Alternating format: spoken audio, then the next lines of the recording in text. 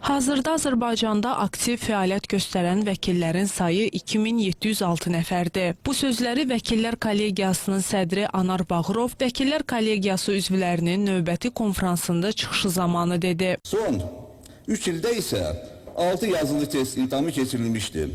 Ümumilikdə isə son 8 il ərzində bu rəqəm 16-ya çatıb. Bu 16 imtahanda 6893 namizəd iştirak edib.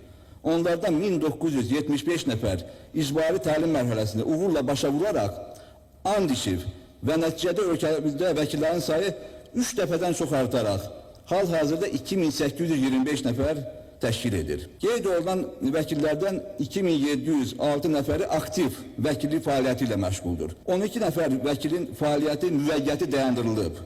107 nəfər vəkil isə hal-hazırda dövlət qulluğunda olduqlarına görə vəkillik fəaliyyətləri dayandırılıb.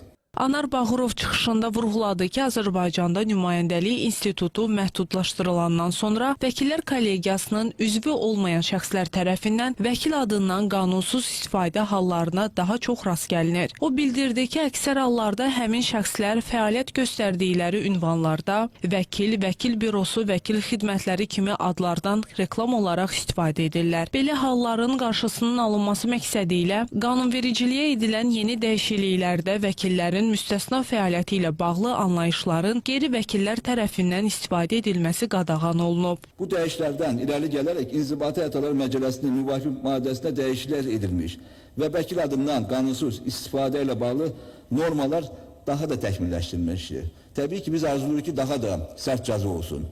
Yəni ki, nə baxsa olacaq. Ancaq bu da bir ona doğru çox önəmli və səmərəli bir addım olmuşdu. Digər mühüm dəyişikliklərdən biri isə vəkillər və vəkillik fəaliyyəti haqqında qanunda intizam pozuntusuna yol vermiş vəkillərə münasibətdə tətbiq olunan intizam, tənbihi tədbirlərinin seçilməsi zamanı konkret meyarların müəyyən olunması, vəkillərin intizam icraatı proseduruna dair yeniliklər olmuşdu. Daha sonra konfransda kollegiyanın 2025-ci il ərzində həyata keçirdiyi fəaliyyətləri əks etdirən illik hesabat filmi nümayiş olundu.